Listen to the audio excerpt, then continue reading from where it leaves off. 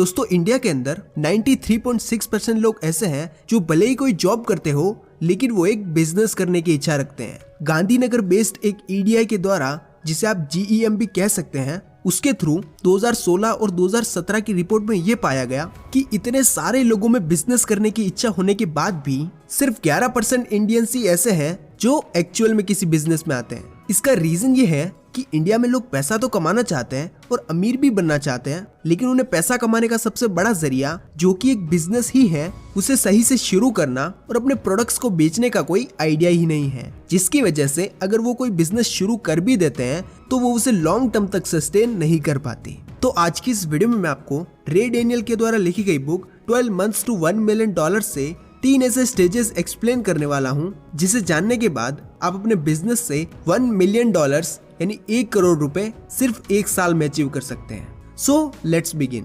तो इस बुक में ऑथर ने हमें 12 महीने में 1 करोड़ कमाने का स्टेप बाय स्टेप प्रोसेस बताया है, जिसे उन्होंने 3 स्टेजेस में डिवाइड किया है। पहली स्टेज है हसल स्टेज, जो हमें 1 से 4 महीने तक फॉलो करनी है। दूसरी है ग्रोथ स्टेज, जो 5 से 9 महीने तक की होती है। और तीसरी है गोल्ड स्टेज, जो 10 से 12वें महीने तक की होती है। तो अब हम इन तीनों स्टेज को डिटेल में समझते हैं। Stage number 1, the hustle stage. ये स्टेज 1 से 4 महीने तक की होती है। इस स्टेज में आपको ये डिसाइड करना होता है कि what product should I cell.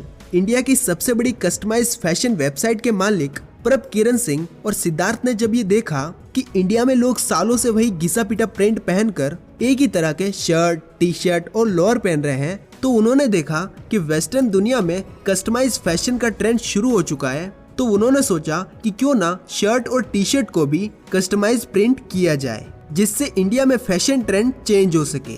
Engineering के 2 स्टूडेंट का विजन था कि क्यों ना इंडिया में फैशन ट्रेंड को बढ़ावा दिया जाए, और कहीं ना कहीं उन्हें ये भी पता था कि फैशन इंडस्ट्री काफी ज्यादा कॉम्पिटिटिव मार्केट है, लेकिन हमारे पास कुछ ऐसे एडवांटेज हैं जो बाकी कंपनीज के पास नहीं है। 2012 में उन्होंने कंपनी शुरू की और अपने 30,000 रुपए लगाकर शर्ट और टी शर्ट को खुद कस्टमाइज प्रिंट करना शुरू कर दिया। एक मकान के कमरे में अपना स्टोर बनाया और वहां पर अपना स्टॉक रखा। 50 से भी ज्यादा प्रिंट खुद डिजाइन करके उन्हें रिजेक्ट करने के बाद उन्हें फाइनली अपना यूथ आइकन प्रिंट मिल गया, जो उनके घर वालों और दोस्तों को भी काफी पसंद आया। लेकिन अब सबसे बड़ी मुसीबत ये थी कि प्रोडक्ट को बेचे कैसे and how to get your first customer. इसके लिए प्रभ किरण और सिद्धार्थ ने अपना प्रोडक्ट एग्जीबिशंस और कॉलेज फेस्टिवल्स में सेल करना शुरू कर दिया। लेकिन ये इनफ नहीं था, तो उन्होंने फाइनली अपनी कंपनी की वेबसाइट लॉन्च की, जो की थी bewkoof.com। इस नाम को रखने का रीजन ये था कि जब भी किसी प्लेटफॉर्म पर आप ये नाम पढ़ोगे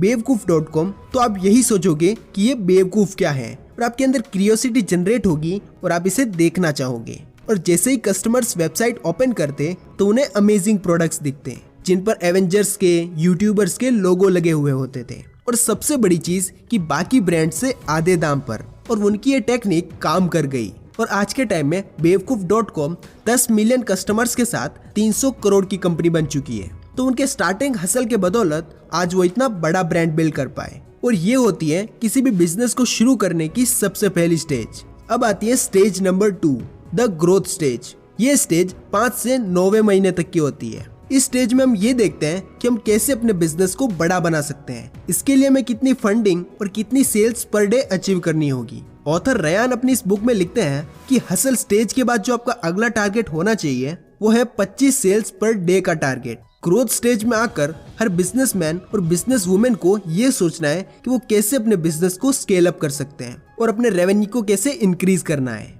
और ग्रोथ स्टेज में हर एंटरप्रेन्योर को एक टीम बिल्ड करनी होती है, तगड़े सिस्टम और सॉफ्टवेयर को डेवलप करना होता है, जिससे फ्यूचर में कोई प्रॉब्लम ना आ सके। और सबसे बड़ी चीज मार्केटिंग और नेटवर्किंग से अपनी सेल्स को कैसे इंक्रीज करना है, जिससे डेली 25 सेल का टारगेट अचीव हो सके। इसके लिए रायन अपने दोस्त मार्कस का एग्जाम्पल देते हैं। मार्कस एक तगड़े हसलर थे। उन्होंने कई मल्टीपल वेंचर्स शुरू किए। उनका जो फर्स्ट टॉयज का वेंचर था वो बुरी तरीके से फेल हुआ, क्योंकि उस समय उन्हें इनकी इतनी नॉलेज नहीं थी, और उसी से उन्होंने 3 इंपॉर्टेंट चीजें सीखी। Number 1, how to create a impactful product. Number 2, how to sell it properly. और number 3, how to market it properly. उन्हें इन सब चीजों की नॉलेज तब मिली जब उनका प्रोडक्ट हिट नहीं हुआ और उन्हें लॉस फेस करना पड़ा। और जब उन्होंने लॉस फेस किया तो वो निकल पड़े अलग अलग एंटरप्रेन्योर से नॉलेज लेने के लिए। और इसी नेटवर्किंग के दौरान उनकी मुलाकात होती है दुनिया के नंबर 1 पॉडकास्टर मिस्टर जो रोगन से। जो ने उन्हें अपने पॉडकास्ट में बुलाया और पूछा कि अभी आप कौन से बिजनेस में हो। तो मार्कस ने उन्हें बताया कि अभी मैं ऐसे सप्लीमेंट्स पे काम कर रहा हूँ जो आपकी मेंटल पावर और फोकस को इंक्रीज करता है। जो रोगन ने जब ये आइडिया सुना तो उन्हें ये काफी इंटरेस्टिंग लगा और उन्होंने मार्कस को जल्द से जल्द प्रोडक्ट बनाने को कहा। और जब मार्कस ने वो प्रोडक्ट बनाकर जो रोगन को टेस्ट कराया तो उन्हें सच में वो प्रोडक्ट काफी पसंद आया। और उसके बाद जो ने मार्कस के साथ 50% पार्टनरशिप के साथ ये बिजनेस शुरू किया। और जो रोगन एक ऐसा नाम है जिसको पूरी दुनिया जानती है और उनके मिलियंस ऑफ फॉलोअर्स हैं। और जब जो रोगन ने अपने पॉडकास्ट में उन सप्लीमेंट्स को प्रमोट किया तो बिजनेस अपने आप ही बढ़ने लगा। और उसके बाद मार्कस ने एक और प्रोडक्ट बिल्ड किया और इस तरीके से वो सीरीज ऑफ प्रोडक्ट्स बिल्ड करते गए, जिससे उनका 25 सेल्स पर डे का टारगेट कुछ ही महीनों में अचीव हो गया। तो ग्रोथ स्टेज में आपको सीरीज ऑफ प्रोडक्ट्स बिल्ड करने हैं और मार्केटिंग और नेटवर्किंग के जरिए अपने प्रोडक्ट्स को सेल करने पर फोकस करना है। और इसमें आपको ये भी ध्यान रखना है कि आपके प्रोडक्ट्स ट्राइड और टेस्टेड होने चाहिए, नहीं तो आपकी और जो आपके प्रोडक्ट सेल कर रहा है उसकी इमेज खराब हो सकती है। अब आती है तीसरी स्टेज, द गोल्ड स्टेज, जो आती है 10वें से 12वें महीने के अंदर। यानी पहले 9 महीने तक हसल और ग्रोथ पर ध्यान देना है और लास्ट के 3 महीनों में आप वो अचीव कर पाओगे जिसके लिए आपने 1 साल पहले सोचा था।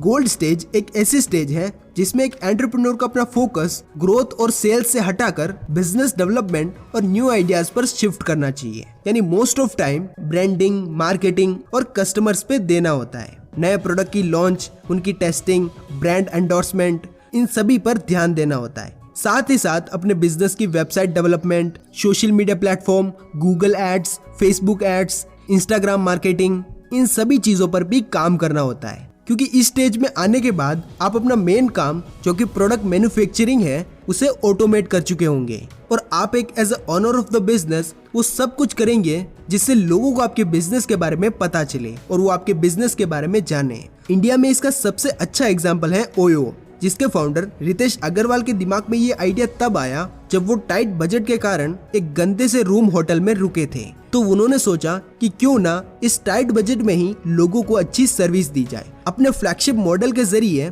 एक 19 साल के लड़के ने ओयो रूम्स की शुरुआत की। उन्होंने काफी हसल किया, अपने बिजनेस के लिए बहुत ही मेहनत की। हर 2-3 महीने में नए नए प्रोडक्ट्स और सर्विसेज जैसे ओयो टाउन हाउस और ओयो होम शुरू किए। और फाइनली अपने गोल्ड स्टेज में आने के बाद उन्होंने सबसे ज्यादा उस चीज पर ध्यान दिया जो एक बिजनेस की सक्सेस के लिए सबसे ज्यादा जरूरी है, और वो है वर्ड ऑफ माउथ। ऑथर कहते हैं कि गोल्ड स्टेज में आने का मतलब ये नहीं कि आपका बिजनेस बन गया और अब आपको आराम करना है, बल्कि गोल्ड स्टेज में आने का मतलब ये है कि आपका टारगेट अचीव हो गया, जो है 1 मिलियन यानी 1 करोड़ इन 12 मंथ्स। यानी आपके बिजनेस से इतना रेवेन्यू आने लग जाएगा और इसके बाद आपको इस प्रोसेस को लंबे टाइम तक परसिस्टेंस के साथ फॉलो करना है, जिससे आप सिर्फ एक मिलियनर ही नहीं बल्कि एक बिलियनर भी बन सकते हैं।